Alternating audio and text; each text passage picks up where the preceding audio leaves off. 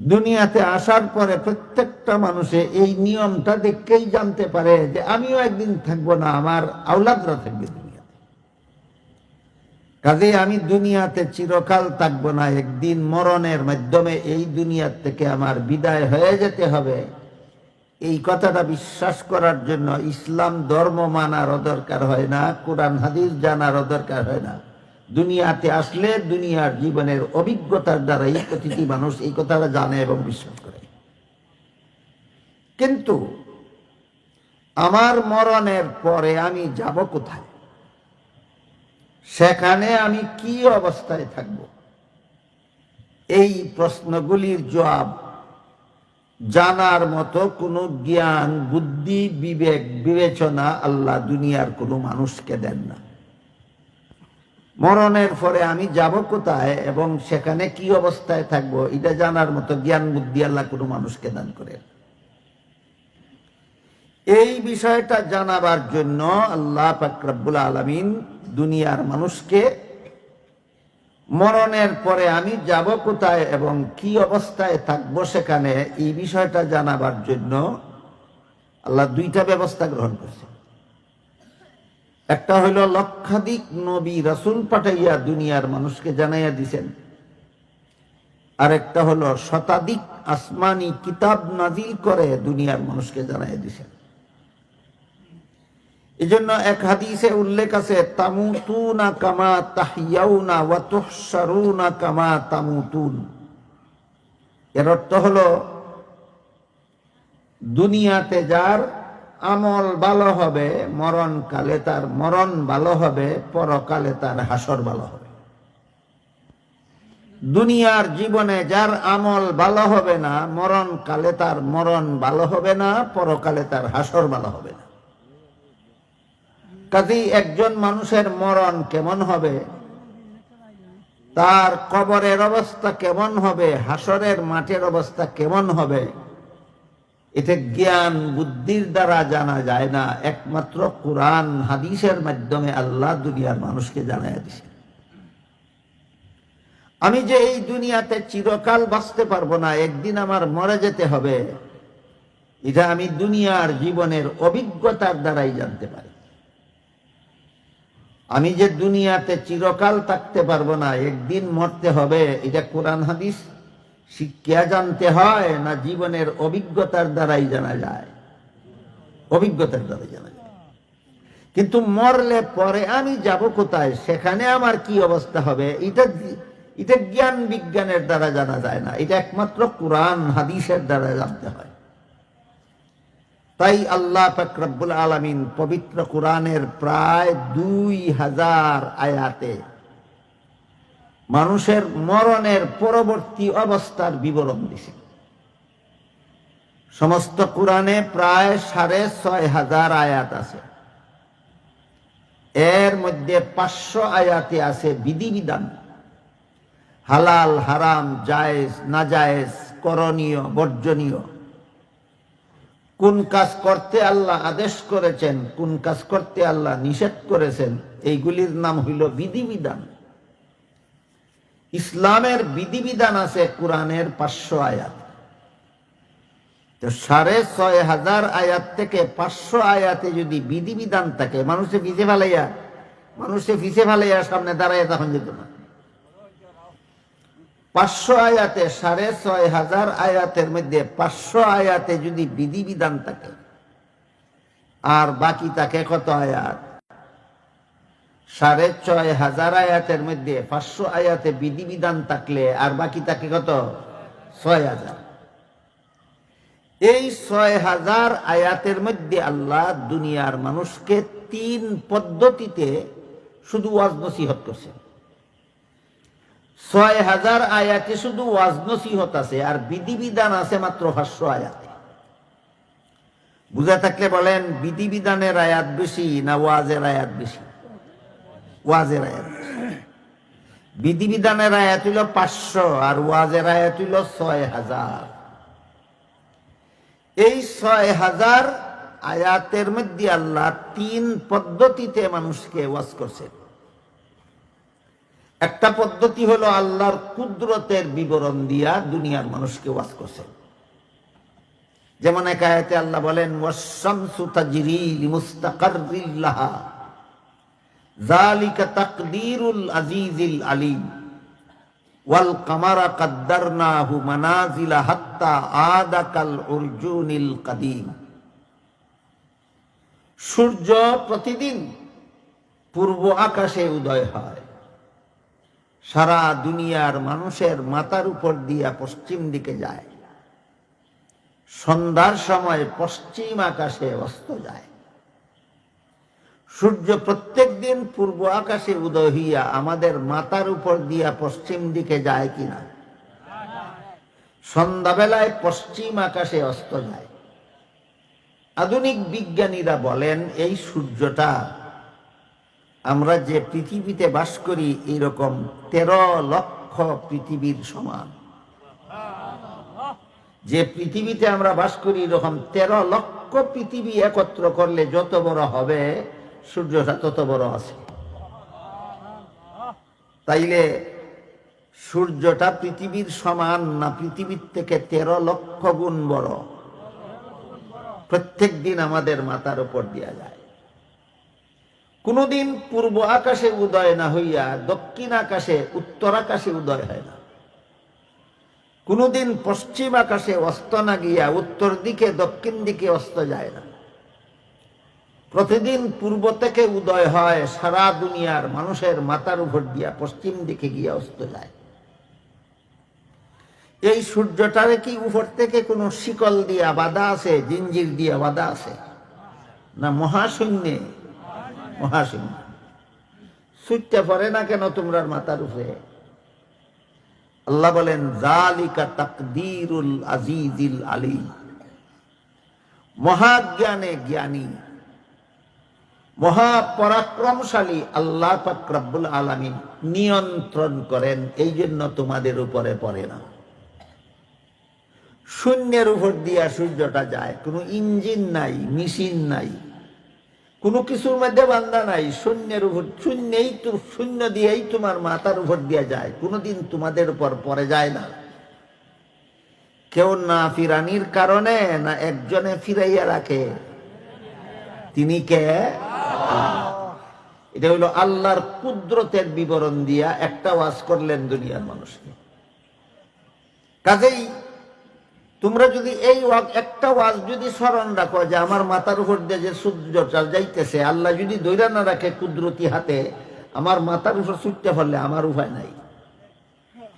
তখনই তুমি আল্লাহরে যথাযথভাবে মর্যাদা দেওয়া এবং আল্লাহর হুকুম ঠিক মতে পালন করার জন্য তোমার মন তৈয়ার হবে।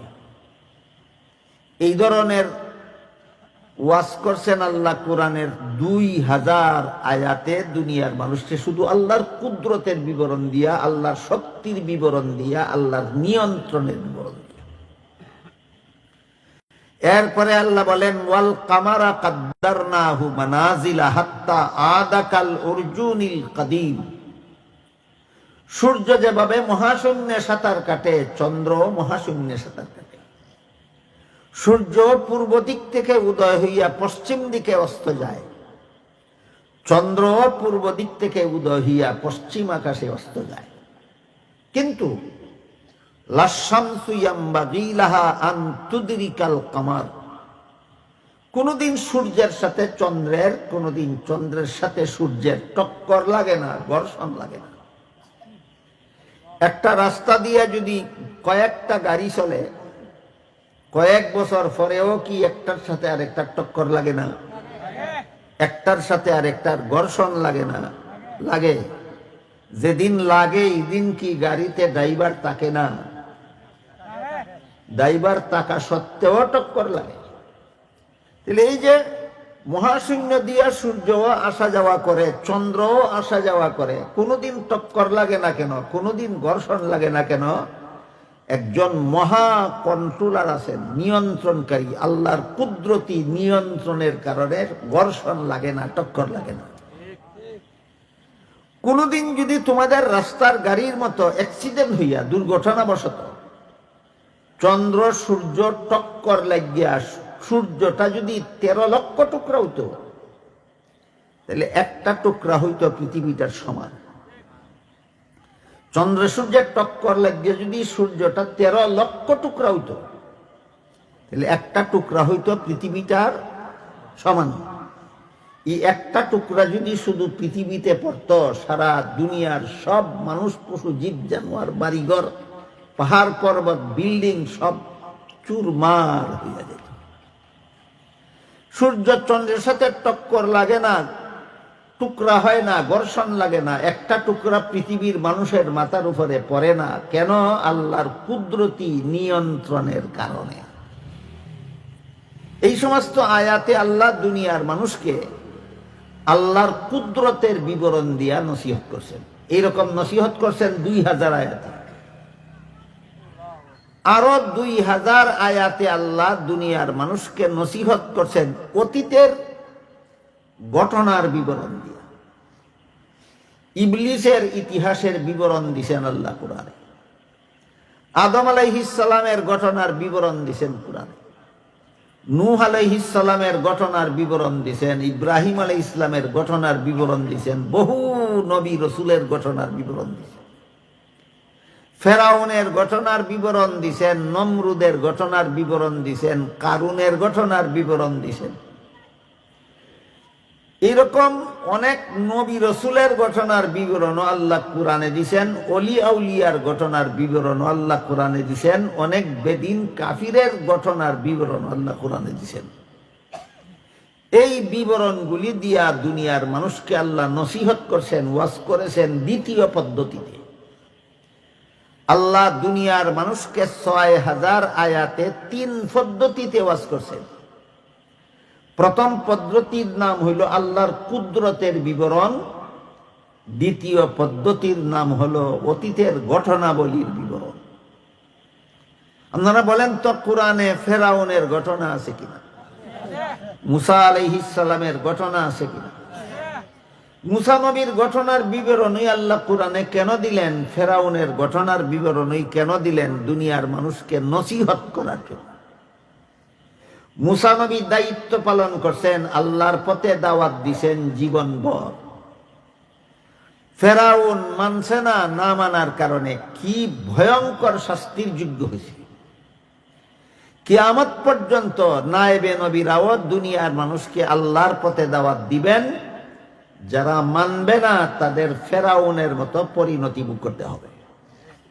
এইভাবে আল্লাহ অসংখ্য নবী রসুল, অলিয়া উলিয়ার ঘটনার বিবরণ দিয়া, অনেক বেদিন কাফির, এমনকি শয়তান ইবলিসের ঘটনার বিবরণ দিয়া দুনিয়ার মানুষকে ওয়াজ করছেন।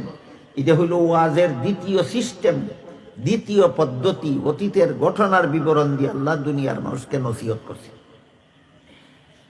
তৃতীয় পদ্ধতি হলো পরকালের বিবরণ দিয়ে আল্লাহ দুনিয়ার মানুষকে নসিহত করেছেন।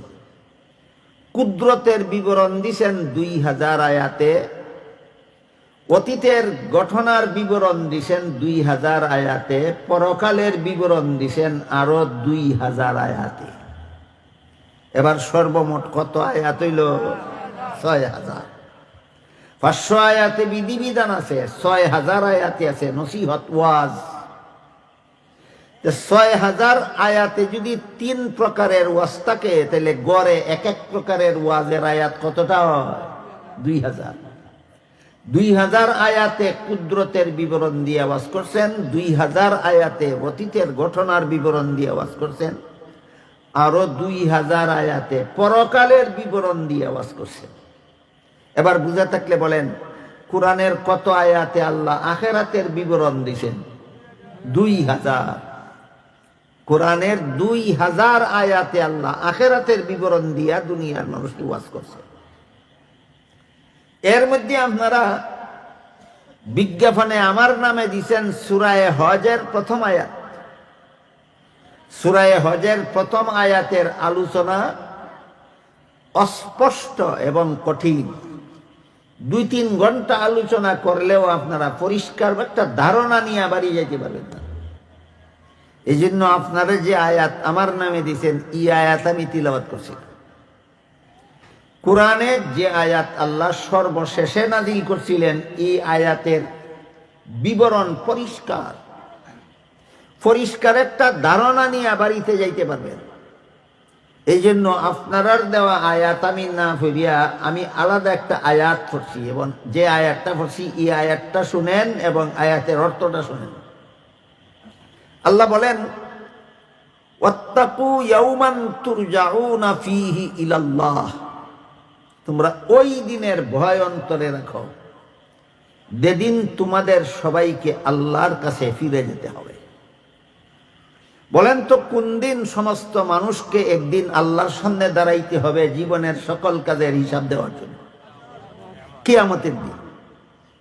তাহলে আয়াতের মর্ম দাঁড়াইল কিয়ামতের দিনের ভয়, কিয়ামতের হিসাব নিকাশের ভয় অন্তরে রাখো। ভয়ের কি দরকার? কিয়ামতের অবস্থাটাই অত্যন্ত ভয়ঙ্কর। এই কারণে আল্লাহ কিয়ামতের বিবরণ 2000 আয়াতে দিয়েছেন, এর মধ্যে একটা মাত্র আয়াত আমি তিলাওয়াত করছি। এই আয়াতে আল্লাহ বলেন কিয়ামতের দিনের ভয়, কিয়ামতের দিনের হিসাব নিকাশের ভয় অন্তরে রাখো। ওই কিয়ামতের দিন তোমাদের প্রত্যেকটা মানুষকে দুনিয়ার জীবনের প্রতিটি অপকর্মের শাস্তি ভোগ করতে হবে।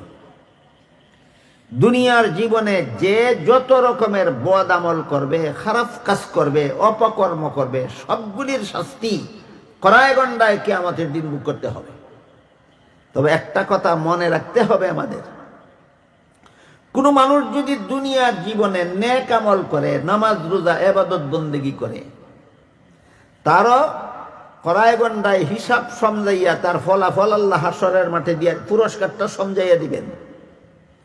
কেউ যদি দুনিয়াতে অপকর্ম করে, গুনার কাজ করে, নাফরমানি করে, তার শাস্তিটাও আল্লাহ হিসাব নিকাশ করে কড়ায় গন্ডায় হাশরের মাঠে সমঝাইয়া দিবেন। এই মর্মে আল্লাহ বলেন, মান ইয়ামাল মিসকালা যাররাতিন খাইরান ইয়ারাহ ওয়া মান ইয়ামাল মিসকালা যাররাতিন শাররান ইয়ারাহ। বিন্দু মাত্র নেক আমল যদি দুনিয়ার জীবনে করো, এটার সুফল হাশরের মাঠে পাবে। বিন্দু মাত্র গুনার কাজ যদি দুনিয়ার জীবনে করো, এটার শাস্তিও তোমাকে হাশরের মাঠে ভোগ করতে হবে। কিন্তু এর ব্যতিক্রম আছে দুইটা। যারা নেক আমল করে, বিন্দু মাত্র নেক আমল করলেও পুরস্কার যে হাশরের মাঠে পাবে, এর জন্য একটা শর্ত আছে। শর্তটা আল্লাহ অন্য আয়াতে বলে দিয়েছেন। শর্তটা কি? আল্লাহ বলেন, ওয়ামান ইয়ারতাদিদ মিনকুম আন দীনিহি ফায়ামুত ওয়া হুয়া কাফিরুন ফাউলাইকা হাবিতাত আমালুহুম ফিদ দুনিয়া ওয়াল আখিরাহ।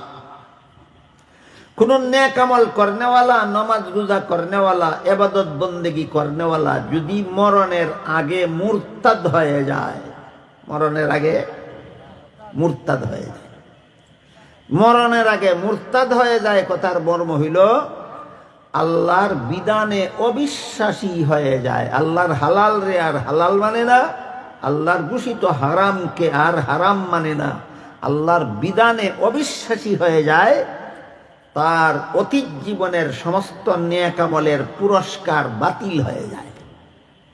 বুঝে থাকলে বলেন, মুরতাদ অতীত জীবনে যত নেক আমল করবে, এগুলির পুরস্কার হাশরের মাঠে পাবে না মুরতাদ হওয়ার কারণে বাতিল?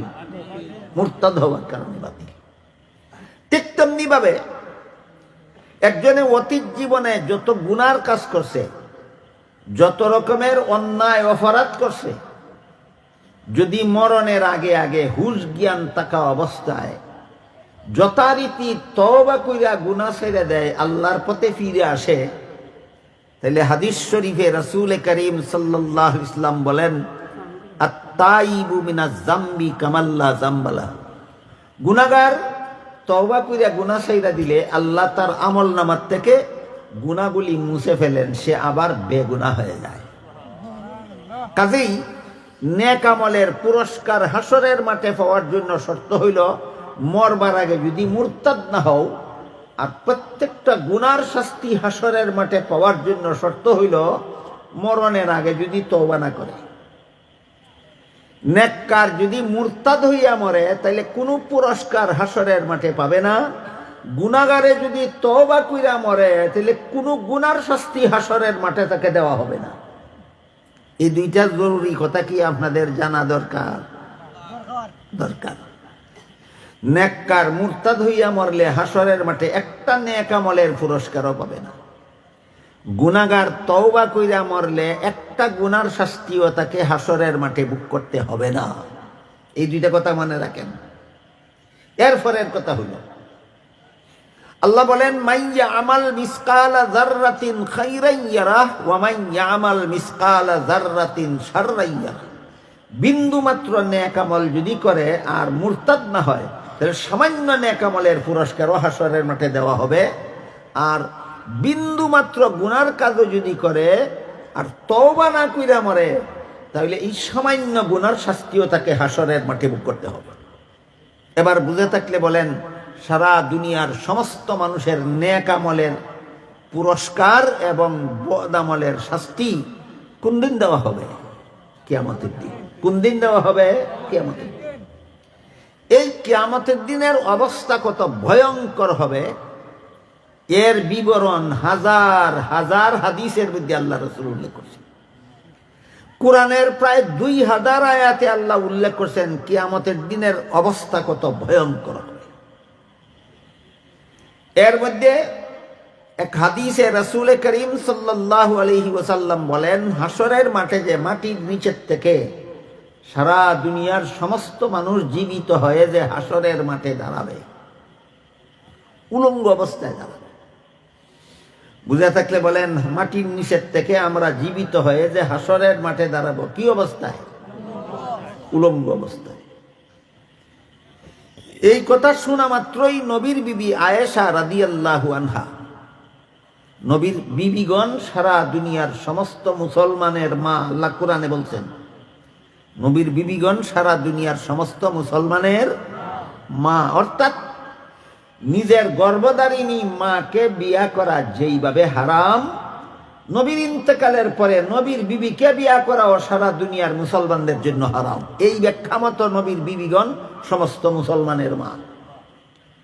তো উম্মুল মুমিনিন, সমস্ত মুমিন মুসলমানের মা নবীর বিবি আয়েশা রাদিয়াল্লাহু আনহা যখন রাসূল বললেন উলঙ্গ অবস্থায় দাঁড়াবে হাসরের মাঠে সমস্ত মানুষ, সাথে সাথে নবীর বিবি আয়েশা প্রশ্ন করলেন, ওগো আল্লাহর রাসূল, সারা দুনিয়ার সমস্ত নারী পুরুষ একজনের সামনে আরেকজন উলঙ্গ অবস্থায় দাঁড়াইয়া থাকবে, এটা তো বড় লজ্জার কথা।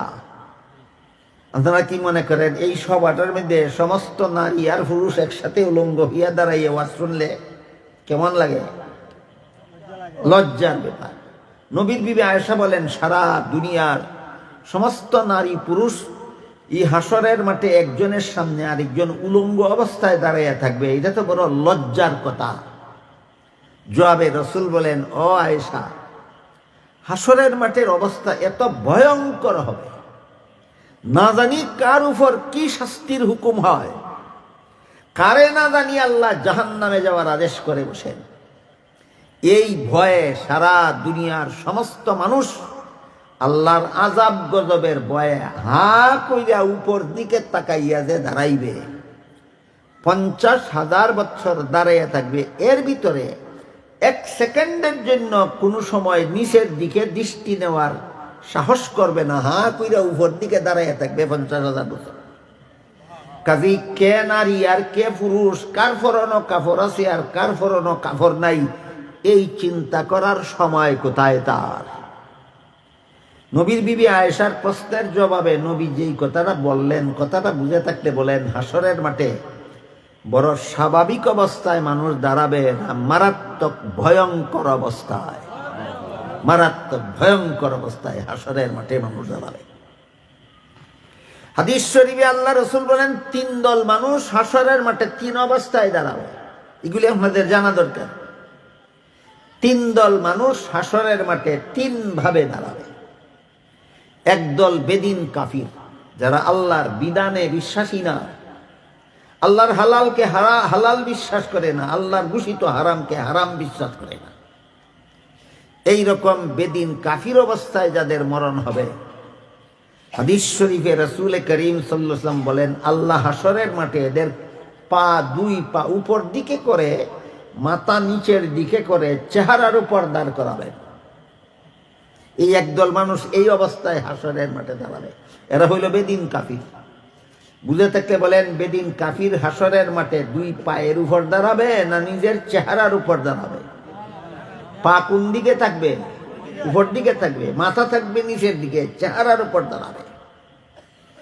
এই কথাটা যখন রসুল বললেন, তখন সাহাবায়ে কেরাম জিজ্ঞাসা করলেন, ওগো আল্লাহ রসুল, চেহারার উপর একটা মানুষ দাঁড়ায় কিভাবে আর চলবে কিভাবে? রাসূল জবাবে বলেন, যে আল্লাহ পায়ের উপর দাঁড় করাইয়া চালাইতে পারেন, সেই আল্লাহ চেহারার উপর দাঁড় করাইয়াও চালাইবার ক্ষমতা রাখেন। দেখেন সাহাবাদের প্রশ্ন এবং নবীর জবাবটা আপনাদের বুঝে আসলো কিনা? এই হইল একদল মানুষ, এদের হাসরের মাঠে দাঁড়াবার অবস্থাটা হবে এমন। এরা কারা? বেদিন কাফির অবস্থায় মরণ বরণ করে যারা। 2 নম্বর, সাধারণ মুমিন মুসলমান। সাধারণ মুমিন মুসলমানদেরকে আল্লাহ হাসরের মাঠে স্বাভাবিকভাবে মাথা উপর দিকে, পা নিচের দিকে করিয়া 2 পায়ের উপর দাঁড় করাবে। বুঝে থাকলে বলেন, হাসরের মাঠে বেদিন কাফিরের দাঁড়ানির অবস্থা আর সাধারণ মুসলমানের দাঁড়ানির অবস্থা একরকম না, ভিন্ন। কাফির দাঁড়াইব চেহারার উপর আর সাধারণ মুসলমান দাঁড়াইব 2 পায়ের উপর। গেল দ্বিতীয় দল মানুষের হাসরের মাঠে দাঁড়াবার দ্বিতীয় অবস্থা। আল্লাহ যদি আপনাদের আমাদের সবাইকে সাধারণ মুমিন মুসলমান অবস্থায় মরণ বরণের সৌভাগ্য দান করেন, তাহলে আমরা হাসরের মাঠে চেহারার উপর দাঁড়াবো না 2 পায়ের উপর দাঁড়াবো? এই হলো দ্বিতীয় দল মানুষ হাসরের মাঠে দাঁড়াবার দ্বিতীয় অবস্থা। তৃতীয় দল হইল সাধারণ মুসলমান নয়, আল্লাহর খাস বন্দা যারা, আল্লাহর ওলি আউলিয়া যারা, এদেরকে আল্লাহ হাসরের মাঠে পায়ের উপর দাঁড় করাবেন না।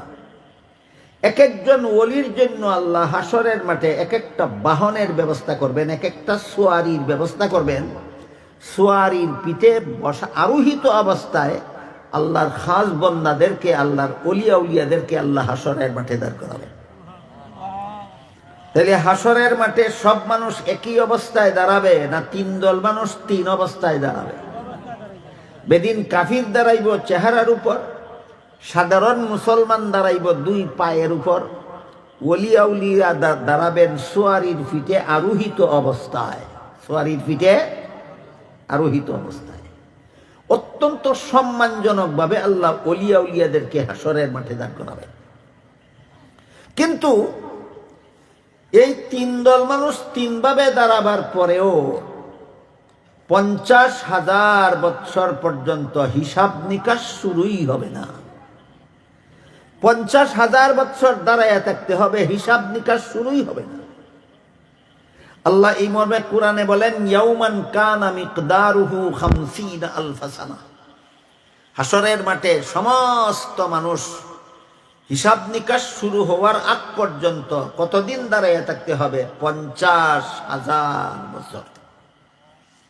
50,000 বছর যারা নিজের পায়ের উপর দাঁড়াবে, এরা দাঁড়াবার মতো স্থান কি পরিমাণ পাবে?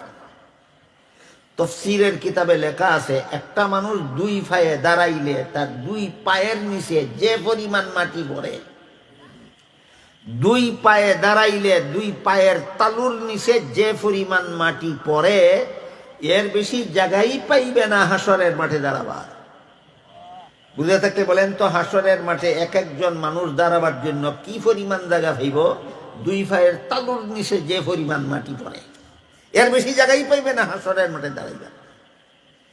উলঙ্গ অবস্থায় দাঁড়াবে, এক জায়গায় দাঁড়াবে, 50,000 বৎসর দাঁড়াইয়া থাকবে, হিসাব নিকাশ শুরুই হবে না। গেল পায়ের নিচের, পায়ের তালুর নিচের অবস্থা। এবার শুনেন মাথার উপরের অবস্থা। হাদিস শরীফে রাসূল করিম সাল্লাল্লাহু আলাইহি ওয়াসাল্লাম বলেন, দুনিয়ার আকাশে সূর্যটার মধ্যে যে পরিমাণ হিট আছে, তেজ আছে, তাপ আছে, এর থেকে 70 গুণ তাপ সূর্যের মধ্যে আল্লাহ বাড়াইয়া দিবে। কি পরিমাণ? 70 গুণ। সূর্যের মধ্যে, পৃথিবীর আকাশে সূর্যের মধ্যে যে পরিমাণ তাপ আছে, এর থেকে 70 গুণ তাপ বাড়াইয়া দিয়া হাসরের মাঠে দাঁড়ানো মানুষের মাথার আধ হাত উপরে রাখা হবে। আধুনিক বিজ্ঞানীরা কয় সূর্যটা পৃথিবীর থেকে 9,30,00,000 মাইল দূরে আছে। বিজ্ঞানীরা কি কয় সূর্যটা পৃথিবীর থেকে কত দূর? 9,30,00,000 মাইল দূরে আছে। এই যে পরিমাণ তাপ লইয়া সূর্যটা 9,30,00,000 মাইল দূরে আছে, এর থেকে 70 গুণ তাপ বাড়াইয়া দিয়া 9 কোটি মাইল দূরের সূর্যটাকে মানুষের মাথার 9 ইঞ্চি উপরে রাখা হবে। হালত বুঝে থাকলে, অবস্থা বুঝে থাকলে বলেন হাসরের মাঠের অবস্থাটা হবে সাধারণ না অত্যন্ত ভয়ঙ্কর? অত্যন্ত ভয়ঙ্কর। হাদিস শরীফে আল্লাহ রাসূল বলেন এই অবস্থায় হাসরের মাঠের মানুষগুলি দাঁড়ায় থাকতে হবে 50,000 বছর। এর ভিতরে কোনো সোয়াল জব হবে না, কোনো প্রশ্নই হবে না, শুধু হিসাব নিকাশের অপেক্ষায় দাঁড়ায় থাকতে হবে। তারপরে সর্বপ্রথম হাসরের মাঠের এই নীরব নিস্তব্ধতায় ভঙ্গ দিয়া আল্লাহ পাক রব্বুল আলামিন সর্বপ্রথম হাসরের মাঠের মানুষদেরকে সম্বোধন করে একটা প্রশ্ন করবেন, সেটা হলো লিমানিল মুলকুল ইয়াউম, আজকের শাসন ক্ষমতা কার? হাসরের মাঠে আল্লাহ জিজ্ঞেস করবেন আজকের শাসন ক্ষমতা কার? আয়াতের ব্যাখ্যায় তাফসীরের কিতাবে লেখা আছে শুধু কি কিয়ামতের দিনের শাসন ক্ষমতা আল্লাহর, না সর্বযুগের? সর্বযুগের শাসন ক্ষমতাই তো আল্লাহ। তাহলে কিয়ামতের দিনের শাসন ক্ষমতা কার? এইভাবে প্রশ্নটা আল্লাহ হাসরের মাঠে কেন করবেন? তার কারণ হলো দুনিয়ার জীবনে কিছু মানুষ পৃথিবীর একটা টুকরার শাসন ক্ষমতা কিছুদিনের জন্য পায়। ফেরাউন এইরকম পাইছিল কিনা? নমরুদে পৃথিবীর এক টুকরার শাসন ক্ষমতা পাইছিল কিনা? পাইছিল। পাওয়ার পরে এরা মনে করে যে আল্লাহর আইনে দেশ শাসন করলে শান্তি হবে না, আমার আইনে দেশ শাসন করলে শান্তি হবে। তাইলে এরা আল্লাহর আইন মেনে নিল না আল্লাহর আইনের বিরুদ্ধে বিরুদ্ধাচরণ করে? এইভাবে যারা সামান্য একটা দেশের শাসন ক্ষমতা 2-4 বছরের জন্য পাইয়া, 10-20 বছরের জন্য পাইয়া আল্লাহর আইনকে এইভাবে ডেনকিয়ার করে, আল্লাহর আইনে দেশ শাসন করলে শান্তি হবে মানে না, নিজের আইনে দেশ শাসন করলে শান্তি হবে কথার দাবিদার, এদের শাস্তি কত ভয়ঙ্কর হবে এই কথাটা বুঝাবার জন্য আল্লাহ হাসরের মাঠে জিজ্ঞাসা করবেন লিমানিল মুলকুল ইয়াউম, আজকের শাসন ক্ষমতা কার? কারণ হাসরের মাঠে 1 ইঞ্চি জমির শাসন ক্ষমতাও কোনো ফেরাউন নমরুদের থাকবে না। দুনিয়াতে এক একটা দেশের শাসন ক্ষমতা আল্লাহ এক একজন শাসকের হাতে দিয়া দেন, কিন্তু হাসরের মাঠে 1 ইঞ্চি জমিনের শাসন ক্ষমতাও আল্লাহ ছাড়া কারো হাতে থাকবে না। তাই আল্লাহ হাসরের মাঠে জিজ্ঞাসা করবেন লিমানিল মুলকুল ইয়াউম, আজকের দিনের শাসন ক্ষমতা কার? জবাব দেওয়ার সাহস করবে না কোনো মানুষ। শেষ পর্যন্ত আল্লাহর প্রশ্নের জবাবে আল্লাহ নিজেই বলবেন লিল্লাহিল ওয়াহিদিল কাহ্হার, মহারাগে রাগান্বিত একমাত্র আল্লাহর হাতে আজকের শাসন ক্ষমতা। মহারাগে রাগান্বিত বলবেন কেন? আল্লাহর কি শুধু রাগ আছে না দয়া মায়াও আছে? দয়া মায়াও আছে। বরং এক হাদিসে রাসূল বলেন আল্লাহ ঘোষণা করেছেন সাবাকাত রাহমাতি আলা গাযাবি, আমার গজবের উপর আমার রহমত প্রবল, আমার গজব আমার রহমতের কাছে পরাজিত, গজব পরাজিত, আমার রহমত বিজয়ী। তাইলে আল্লাহর গজব বেশি না আল্লাহর দয়া বেশি? আল্লাহর দয়া বেশি। কিন্তু হাসরের মাঠে আল্লাহ একথাটা কেন বলবেন লিল্লাহিল ওয়াহিদিল কাহ্হার, মহারাগে রাগান্বিত আল্লাহর জন্য আজকের শাসন ক্ষমতা? এই কথাটা বলার কারণ হইল আল্লাহর দয়া পাবে তারা আল্লাহর বিধানে বিশ্বাসী যারা। বলেন আল্লাহর দয়া পাবে কারা? আল্লাহর বিধানে বিশ্বাসী যারা। আর মহারাগে রাগান্বিত বলবেন আল্লাহ হাসরের মাঠে ওই সমস্ত লোকের জন্য যারা আল্লাহর বিধানে বিশ্বাসী নয়। তাহলে আল্লাহর দয়া যেসব লোকের জন্য, আল্লাহর রাগও ওই সব লোকের জন্য, না ভিন্ন ভিন্ন? যারা আল্লাহর বিধানে বিশ্বাসী এদের জন্য আল্লাহর দয়া হবে। যারা আল্লাহর বিধানে বিশ্বাসী নয় এদের উপর আল্লাহ হাসরের মাঠে রাগান্বিত হবে। এই হইল হাসরের মাঠের নীরবতা, নিস্তব্ধতায় ভঙ্গ দিয়ে আল্লাহ সর্বপ্রথম যেই প্রশ্নটা করবেন সেটা হইল, আজকের শাসন ক্ষমতা কার? কোনো মানুষের সাহস হবে না জবাব দিবার। আল্লাহর প্রশ্নের জবাবে আল্লাহ নিজেই বলবেন, লিল্লাহিল ওয়াহিদিল কাহ্হার, মহারাগে রাগান্বিত আল্লাহর হাতে আজকের শাসন ক্ষমতা। এখান থেকে আমাদের শিক্ষা গ্রহণ করা দরকার। আমি আল্লাহর বিধান পালন করি আর না করি, বিশ্বাস করতে হবে আল্লাহর বিধান ছাড়া শান্তি নাই। বিশ্বাস না করলে চিরস্থায়ী জাহান্নামী হতে হবে। এর একটা সহজ উদাহরণ দিই আপনাদেরকে।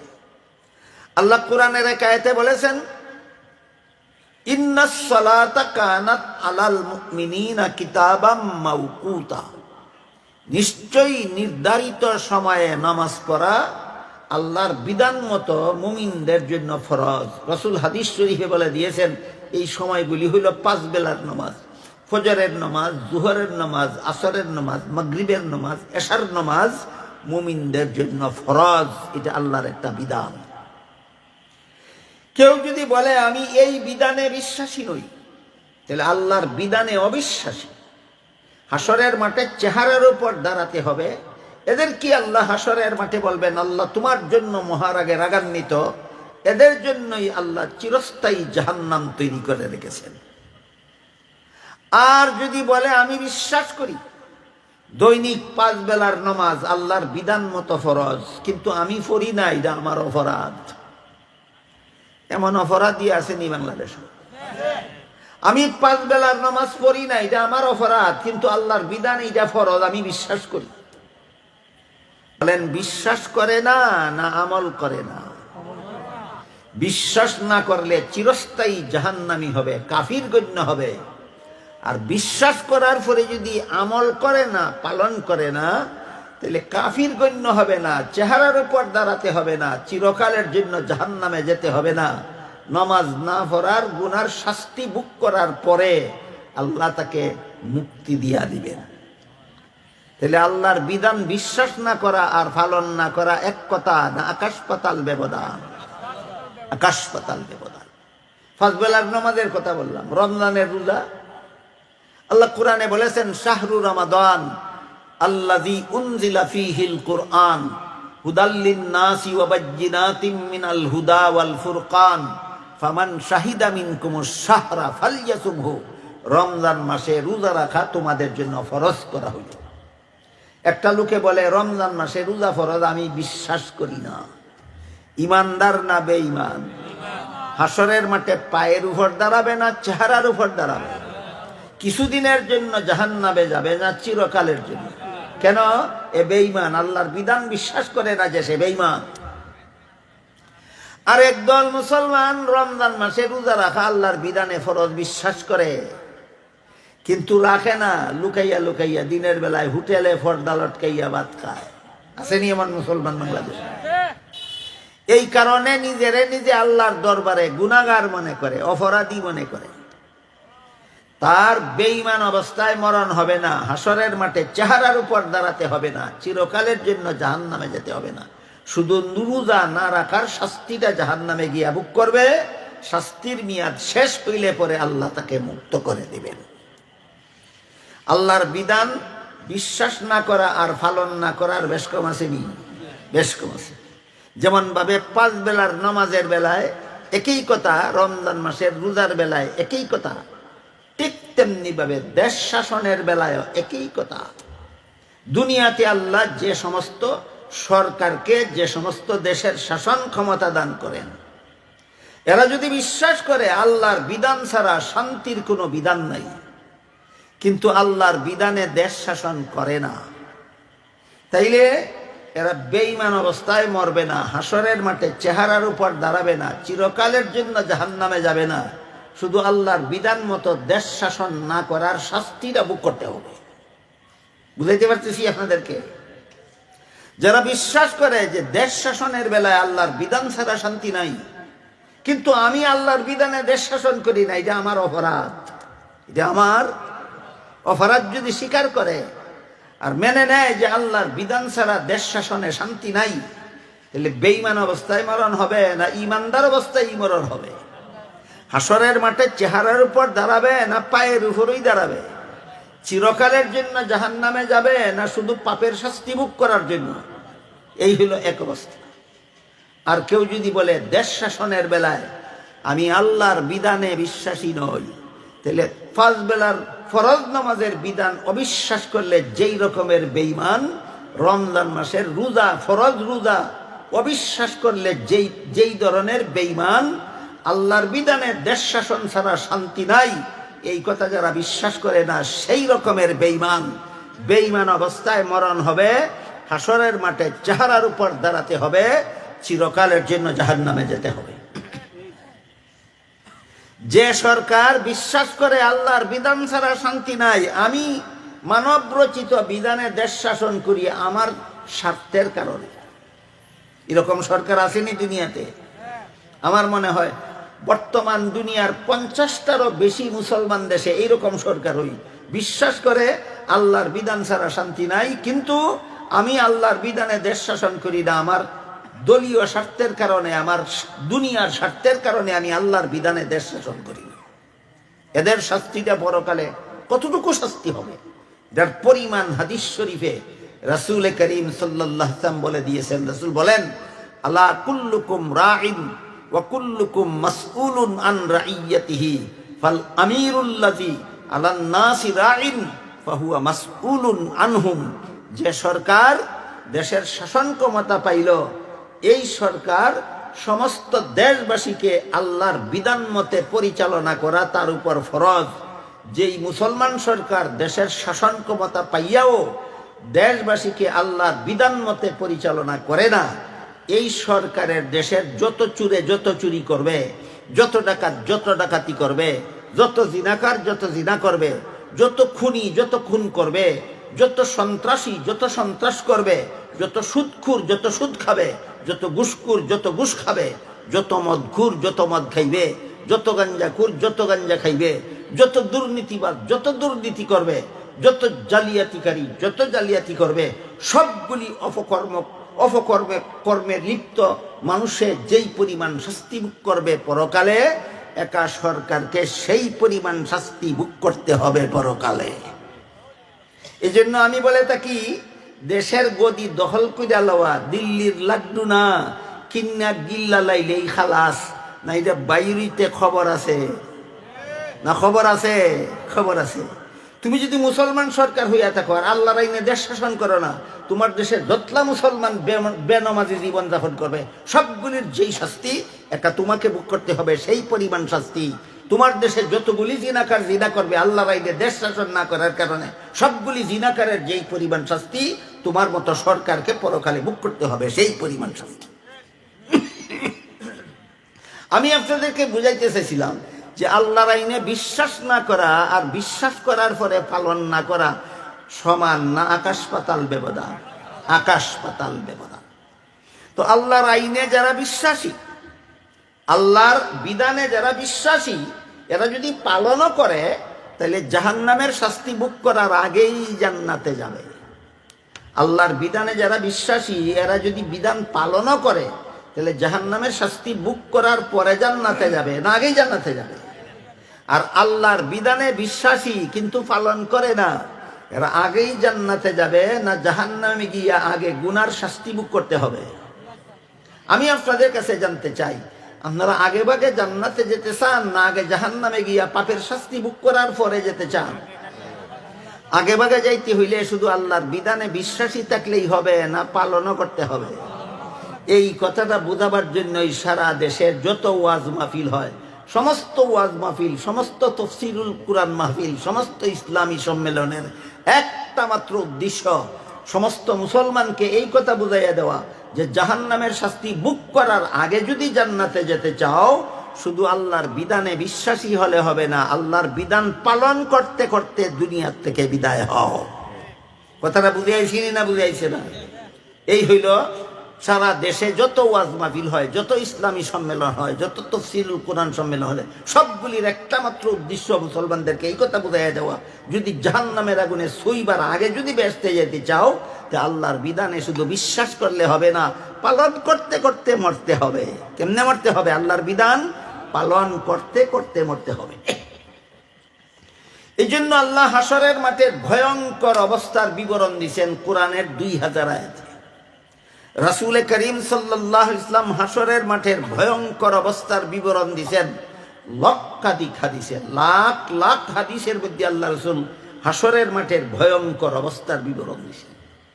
এক হাদিসে রাসূল বলেন, হাসরের মাঠে সমস্ত মানুষ দাঁড়াবার পরে যতক্ষণ পর্যন্ত 5টা প্রশ্ন করা হবে না, ততক্ষণ পর্যন্ত এই যে 2 পায়ের তালুর নিচের পরিমাণ জায়গাতে দাঁড়াবে, নড়াচড়া করতে দেওয়া হবে না। 50,000 বছর ঠাই জায়গায় দাঁড়াইয়া থাকতে হবে। কতটা প্রশ্নের জবাব না দেওয়া পর্যন্ত? 5টা প্রশ্নের জবাব না দেওয়া। 1 নম্বর প্রশ্ন হবে, আন উমারিহি ফিমা আফনা, দুনিয়ার জীবনটা কোন কাজে কাটাইয়া আইছো? 1 নম্বর প্রশ্ন, দুনিয়ার জীবন কোন কাজে বিলীন করে আসছো? 2 নম্বর প্রশ্ন হবে, ওয়ান শাবাবিহি ফিমা আবলা, যৌবন কালে কি করছো? 3 নম্বর প্রশ্ন হবে, দুনিয়ার জীবনে যত সম্পদ কামাই করছো, হালাল উপায়ে না হারাম উপায়ে? 4 নম্বর প্রশ্ন হবে, দুনিয়ার উপার্জিত সম্পদ যে খরচ করছো, হালাল কাজে না হারাম কাজে? 5 নম্বর প্রশ্ন হবে, আল্লাহর বিধান যে পরিমাণ জানছো, এর মধ্যে কি পরিমাণ আমল করছো? এটা হলো 5 প্রশ্ন। রাসূল বলেন, এই 5 প্রশ্নের জবাব না দেওয়া পর্যন্ত একটা আদম সন্তানকেও নড়াচড়া করতে দেওয়া হবে না, ঠাই জায়গায় দাঁড়াইয়া থাকতে হবে 50,000 বছর। 50,000 বছর পরে একমাত্র মুহাম্মদুর রাসূলুল্লাহ সাল্লাল্লাহু আলাইহি ওয়াসাল্লামের সুপারিশ ক্রমে আল্লাহ হাসরের মাঠে হিসাব নিকাশ শুরু করবেন। বলেন, হাসরের মাঠে মানুষ দাঁড়াবার কতদিন পরে হিসাব নিকাশ শুরু হবে? এমনিই না মুহাম্মদুর রাসূলুল্লাহর সুপারিশে? মুহাম্মদুর রাসূলুল্লাহর সুপারিশে হাসরের মাঠের হিসাব নিকাশ শুরু হবে। এই হাসরের মাঠের হিসাব নিকাশ হবে 2 প্রকার। আল্লাহ রাসূল হাদিস শরীফে বলেন, হাসরের মাঠের হিসাব 2 প্রকার, একটা সহজ হিসাব, একটা কঠিন হিসাব। হাসরের মাঠের হিসাব 2 প্রকার, একটা সহজ হিসাব, একটা কঠিন হিসাব। সাহাবায়ে কেরাম জিজ্ঞেস করেন, ওগো আল্লাহ রাসূল, হাসরের মাঠে যে আপনি বললেন হিসাব 2 প্রকার, একটা সহজ হিসাব, একটা কঠিন হিসাব, আমাদেরকে বুঝাইয়া দিন হাসরের মাঠের সহজ হিসাব কোনটা আর কঠিন হিসাব কোনটা? জবাবে রাসূল করিম সাল্লাল্লাহু আলাইহি ওয়াসাল্লাম বলেন, হাসরের মাঠে আল্লাহ যে সমস্ত বান্দাদেরকে তার সারা জীবনের আমলনামা শুধু দেখাবেন, দেখাইয়া বলবেন, আমি তোমাকে মাফ করে দিলাম। এটার নাম সহজ হিসাব। কি হিসাব? সহজ হিসাব। আর হাসরের মাঠে যে সমস্ত বান্দাদেরকে আল্লাহ আমলনামা দেখাইয়া বলবেন, এতগুলি গুনাহ তুমি দুনিয়ার জীবনে কেন করেছিলে বলো? রাসূল বলেন, হাসরের মাঠে যে গুনাহগারকে আল্লাহ প্রশ্ন করে বসবেন, এতগুলি গুনাহ কেন করেছিলে বলো, তার জাহান্নামে যাওয়া ছাড়া রক্ষা নাই। রাসূল বলেন, এই হিসাবটা হইল কঠিন হিসাব। তাফসীরের কিতাবে এর কিছু বিস্তারিত ব্যাখ্যা বিশ্লেষণ লেখা আছে, আমি তার সামান্য 2টা উদাহরণ দিই, শুনে। একজনে গুনার কাজ করে ঠিকিয়া, আরেকজনে গুনার কাজ করে রঙ্গে। বুঝুননি? ঠিকিয়া কোনটা, রঙ্গে কোনটা? যেমন ছবি তোলা, মানুষের ছবি তোলা হারাম, জীবজন্তুর ছবি তোলা হারাম, ছবি যত্ন করে রাখা হারাম, ছবি গড়ে লটকাইয়া রাখা হারাম। একটা মারাত্মক রকমের গুনার কাজ। হাদিস শরীফে রাসূল করিম সাল্লাল্লাহু আলাইহি ওয়াসাল্লাম বলেন, যারা কোনো মানুষের অথবা কোনো জীবজন্তুর ছবি তুলে, ছবি যত্ন করে রাখে, ছবি গড়ে লটকায়, এদের শাস্তি হবে হাসরের মাঠে সবচেয়ে কঠিন। সমস্ত পাপিষ্ঠদের মধ্যে কঠিন শাস্তি হবে ছবিওয়ালাদের, যারা ছবি তুলে, ছবি যত্ন করে রাখে, ছবি গড়ে লটকে রাখে, এদের শাস্তি হবে হাসরের মাঠে সবচেয়ে বেশি কঠিন। এই কঠিনের বিবরণ দিছেন আরেক হাদিসে আল্লাহ রসুল। সেই হাদিসে রসুল ছবি যারা তুলে, যারা ছবি যত্ন করে রাখে, যারা ছবি লটকাইয়া রাখে, এদের শাস্তিটা যে সবচেয়ে বড় কঠিন হবে, এই কঠিনের বিবরণ দিয়ে আরেক হাদিসে আল্লাহ রসুল বলেন, যে ছবি তুলছিল তারে যেভাবে আল্লাহ জীবিত করে হাসরের মাঠে দাঁড় করাবেন, ছবিগুলিরেও আল্লাহ আবার উদ্ধার করে হাসরের মাঠে উঠাইবেন। উঠাইয়া যে ছবি সাফাই ছিল, যে অর্ডার দিছিল, অতটা ছবি আমাদের সবকে দাও। এরা জিজ্ঞাসা করবেন ছবিগুলি কে উঠাইছিল? কইব আমি উঠাইছিলাম। আল্লাহ জিজ্ঞাসা করবেন, এদের তো মুখ আছে দেখা যায়, কথা বলে না কেন? সে বলবে মুখ থাকলে কি হবে, জান নাই প্রাণ নাই, এই জন্য কথা বলতে পারে না। আল্লাহ জিজ্ঞাসা করবেন, এদের তো চক্ষু আছে দেখা যায়, দেখে না কেন? বলবে চক্ষু থাকলেই দেখা যায় না, প্রাণ থাকতে হয়, প্রাণ নাই এই জন্য দেখে না। আল্লাহ জিজ্ঞাসা করবেন, এদের তো আঁত আছে দেখা যায়, ধরে না কেন? একই জবাব দিবে, প্রাণ নাই এই কারণে ধরতে পারে না। আল্লাহ জিজ্ঞাসা করবেন, তোমার ছবির তো পা আছে দেখা যায়, হাঁটে না কেন? একই জবাব দিবে, প্রাণ নাই এই কারণে হাঁটে না। তখন আল্লাহ বলবেন, আমার বিধান মতে ছবি তোলা হারাম ঘোষণা করেছিলেন আমার নবী, তুই বড় রঙে রসে এই হারাম কাজ করছস। ঠিক কিয়া করছস না, রঙে রসে করছস। এখন হয়তো এটার মধ্যে জান দিয়া প্রাণ দিয়া কথা কোয়াইবে, সুখকে দেখাইবে, পায়ে চালাইবে, না পারলে জাহান্নামে যাইবে। এই হইল ছবি তোলার কঠিন শাস্তি হাসরের মাঠে। এর বিবরণ হইল এটা, জানও দিতে পারবে না, জাহান্নাম থেকেও বাঁচতে পারবে না। এটা কোন ছবি? টেকা বসত না রঙ্গে? রঙ্গে। আর একটা আছে টেকা বসত। টেকা বসত কিরকম? আপনি হজে যাবেন, কথার কথা, আপনি হজে যাবেন, পাসপোর্ট ছাড়া যাইতে পারবেন না। ছবি ছাড়া পাসপোর্ট হইব নি? হইতো না। তাহলে আপনি হজে যাইবার জন্য পাসপোর্ট করলেন, এবং পাসপোর্টের প্রসেসিংয়ে গিয়ে আপনি ছবি উঠাইয়া পাসপোর্টে লাগাইলেন। এটা কি রঙের ছবি না টেক্কা ছবি? এরকম টেক্কা যদি কেউ ছবি তুলে, হাসরের মাঠে আল্লাহ তাকে মাফ করে দিবেন। এখন বুঝলেন, হাসরের মাঠে যে আল্লাহ অনেক বন্দারে তার গুনাহ দেখাইয়ে বলবেন মাফ কইরা দিলাম। কোন ক্যাটাগরির গুনাহ? যেটা টেক্কা করছিল, যেটা টেক্কা যেই গুনাহ করছিল, এমন গুনাহগারদের হাসরের মাঠে দেখাইবেন, তুই এতগুলি গুনাহ করছিলে, কিন্তু তুই রঙে করছস না, ঠাট্টা কইরা করছস না, উপহাস কইরা করছস না, আমার বিধানকে অবজ্ঞা অবহেলা কইরা করছস না, আমার বিধানের প্রতি তোর অন্তরে যথেষ্ট পরিমাণ ভক্তি শ্রদ্ধা ছিল, কিন্তু তুই ঠেকা বশত গুনাহগুলি করছিলে, আমি আল্লাহ তোরে মাফ কইরা দিলাম। এই হিসাবটার নাম সহজ হিসাব। হিসাবটার নাম সহজ হিসাব। এই ব্যাপারে আরেকটা হাদিসের ঘটনা আপনাদেরকে শুনেন। হাদিস শরীফে উল্লেখ আছে, রাসূল করিম সাল্লাল্লাহু আলাইহি ওয়াসাল্লাম বাজার থেকে ময়ূরের ছবি ছাপা একটা চাদর কিনছিলেন, কিনা নিজের ঘরে লটকাইয়া রাখছিলেন।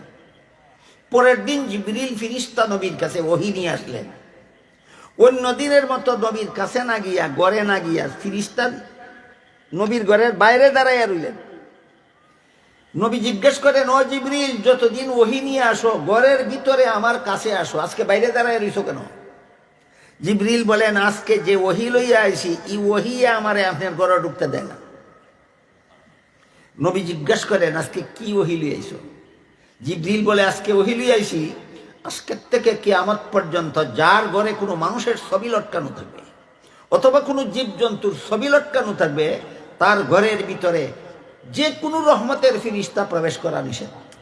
আইয়া দেখি আপনার ঘরে ময়ূরের ছবি ছাপা চাদর লটকাই। আজকে যে ওহী লই আইছি, এই ওহী আমারে আপনার ঘরে ঢুকতে দেয় না। নবী বলেন, ও জিবরিল, ছবি লটকানি হারাম, এই ওহী লই আইছো তুমি আজকে। আর যে চাদরটা আমি লটকাইছি সব ময়ূরের ছবি ছাপা, যে বাজার থেকে কিনছি গতকাল। বুঝে থাকলে বলেন, হারাম হওয়ার পরের দিন রাসূল চাদর কিনছিলেন না আগের দিন? তা আমি তো যেদিন ময়ূরের ছবি ছাপা চাদর কিনছি, এই দিন তো ছবি লটকানি হারাম ছিল না। আজকে ওহী লই আইছো হারাম, তা আমার পয়সার কিনা চাদরটা কি করব? জিবরিল নবীর ঘরের বাইরে দাঁড়ায় থেকে বলেন, চাদরটা এমন ভাবে ছিঁড়া টুকরা টুকরা করেন যেন প্রত্যেকটা ছবির কেল্লা যায় এক টুকরায়, আর সরি যায় আর এক টুকরায়। এই বলে জিবরিল নবীর ঘরের বাইরেই দাঁড়ায় রইলেন।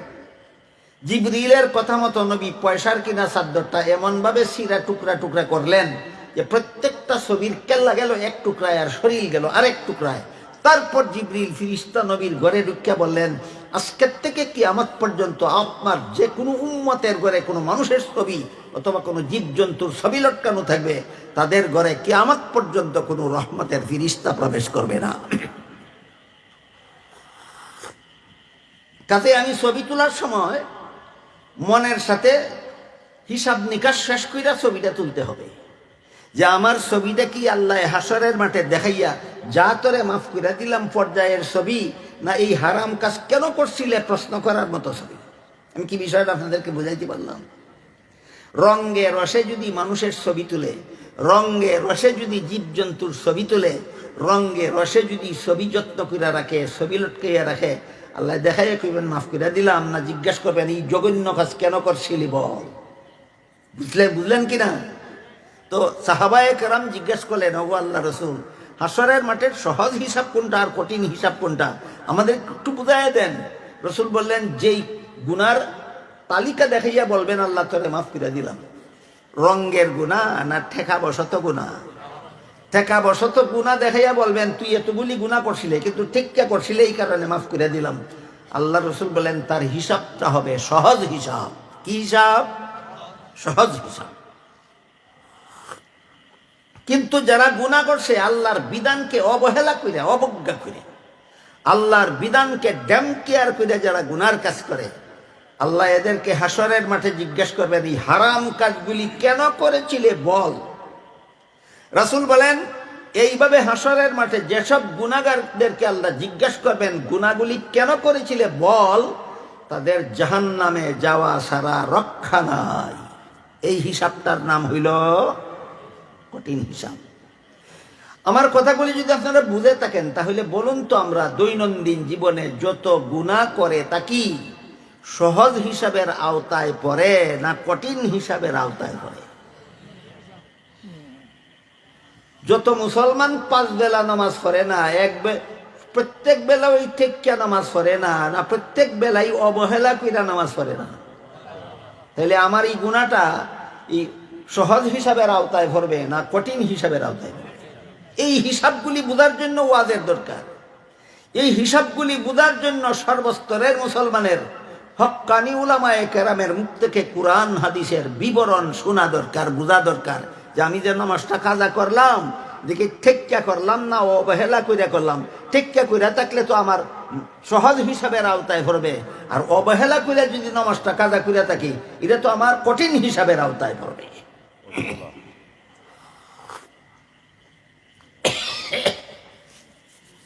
একটা বিষয় আছে, বিষয়টা হইল এই সমস্ত জরুরি বিষয় আশয় বুঝার জন্য, বুঝাবার জন্য, শোনার জন্য, শোনাবার জন্য আজকাল ওয়াজ মাহফিলের আয়োজন কম হয়। ওয়াজের মাহফিল আজকাল কম হয়, আওয়াজের মাহফিল বেশি হয়। ওয়াজ মাহফিল বেশি না আওয়াজ মাহফিল বেশি? আওয়াজ মাহফিল। কাজেই মানুষের জরুরি কথা বোঝানোর দরকার নাই। আমার মধুর কণ্ঠস্বর শুনে যদি মানুষ আমার ভক্ত হয় তাইলে এই ওয়াজ মাহফিলে যাওয়াটা আমার সার্থক। এই অবস্থাটা একটু বর্তমানে বেশি চলে, এই জন্য আমি এগুলিকে ওয়াজ মাহফিল বলি না, এগুলিকে বলি আওয়াজের মাহফিল। এক ওয়াজ মাহফিলের বক্তার বিজ্ঞাপনে লেখছে কুকিল কণ্ঠী বক্তা। কুকিল কণ্ঠের মধ্যে আল্লাহর বিধান শিখা যায় না কোরআন হাদিসের বয়ানে আল্লাহর বিধান শিখা যায়? আল্লাহর বিধান শুনতো, মানুষে বুঝতো, আমল করতো। কুকিল কণ্ঠের দরকারটা কি? এখানে কুকিল কণ্ঠের কি প্রয়োজন? আরেক ওয়াজ মাহফিলে বক্তার নামে লেখছে গানের চেয়েও মধুর সুরের অধিকারী। গান হালাল না হারাম? এই হারাম জিনিস থেকে আরো মজার সুর বলে বক্তার আছে। মধুর সুরের মধ্যে হেদায়েত না কোরআন হাদিসের মধ্যে হেদায়েত? যারা ওয়াজের আয়োজন করে এরা নিজেরাই পথভ্রষ্ট।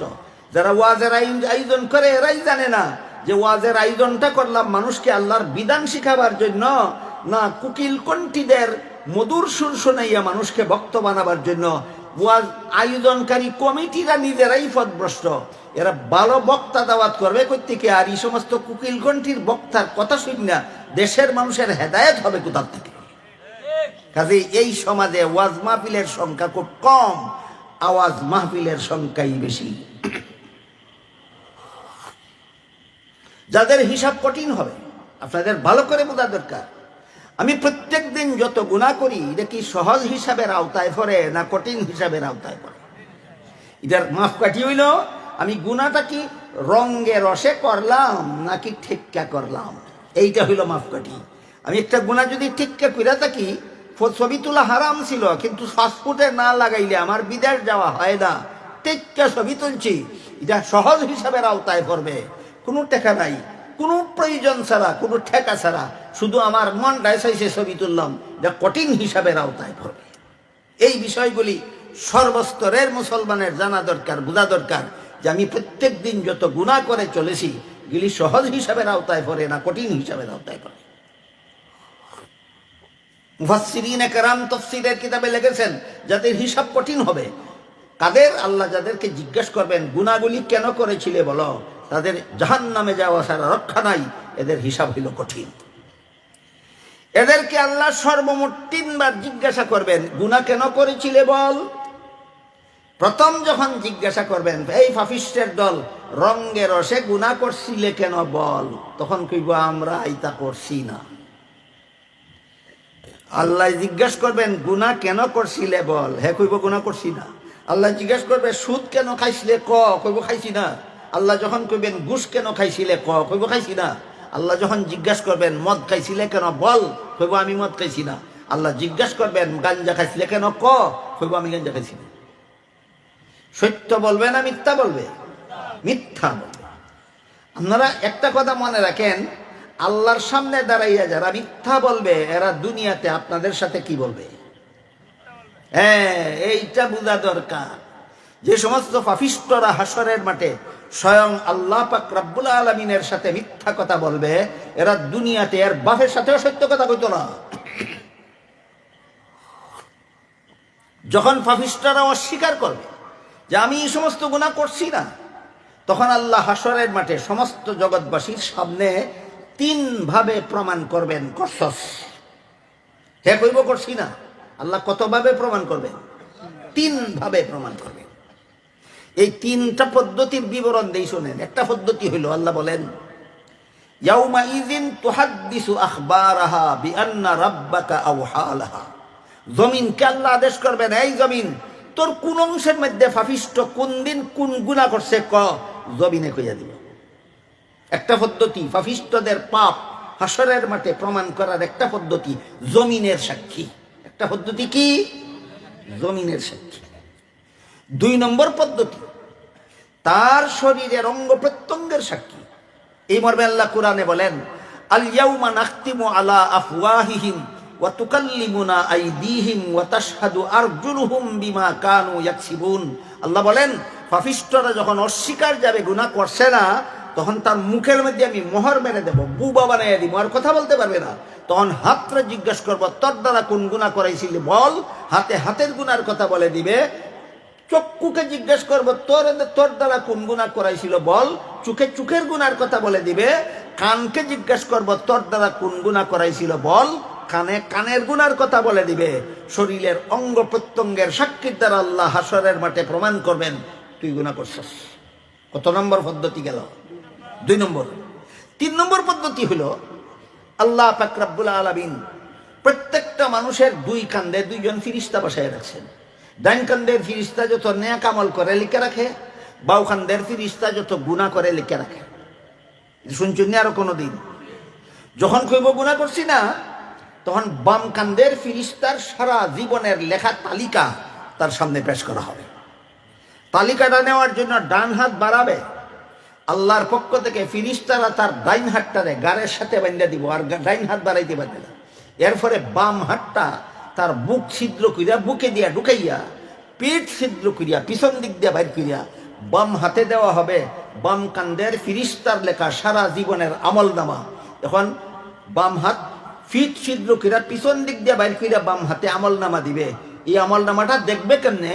তার গার মস্কাইয়া চেহারাটা পিছন দিকে নিয়া আল্লাহর পক্ষ থেকে বলা হবে ইকরা কিতাবাকা কাফা বিনাফসিকাল ইয়াউমা আলাইকা হাসিবা ফইরা দেখ গুনাহ করছিলে কিনা করছিলে। বলেন কত পদ্ধতিতে প্রমাণ করবেন? 3 পদ্ধতিতে প্রমাণ করার পরে আল্লাহ আবার জিজ্ঞাসা করবেন, এবার বল পাপিষ্ঠ এতগুলি গুনার কাজ কেন করেছিলি? এখন আর করছি না কইতে পারবো নি। 3 ভাবে প্রমাণ হইয়া গেছে হাসরের মাঠে সমস্ত জগৎবাসীর সামনে।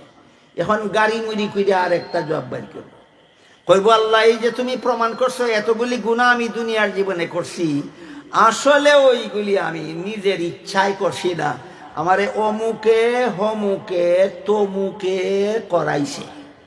আগে কিতা কইছিল আমি করছি না, যখন প্রমাণ হইছে তখন কিতা কয়, আমি যে করছি এটা আসলে আমি করছি না, আমারে অমুকে করাইছে অমুকে করাইছে তমুকে করাইছে।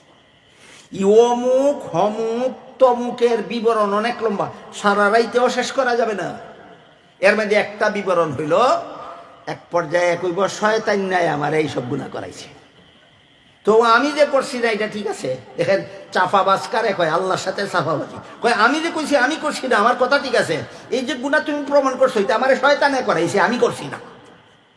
বান্দর কারে কয় চিন্তা করে দেখেন। যে সমস্ত মানবরূপী বান্দরেরা হাসরের মাঠে দাঁড়াই আল্লাহর সামনে এই ধরনের চাপাবাজি করবে, এই সমস্ত বান্দররা দুনিয়াতে আপনাদের সাথে কি করবে মনে করেন? অমুক তমুক হমুকের মধ্যে একটা হইল শয়তান। কইব আল্লাহ শয়তানে আমার এইসব গুনাহ করাইছে, আমি করছি না, এরে ধরো।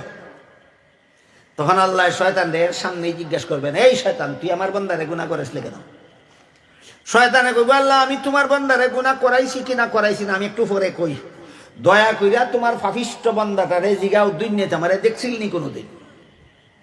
আল্লাহ জিজ্ঞাসা করবেন শয়তানে যে তোরে গুনাহ করাইলো কইলে শয়তান রে দেখছিলেনি কোনোদিন?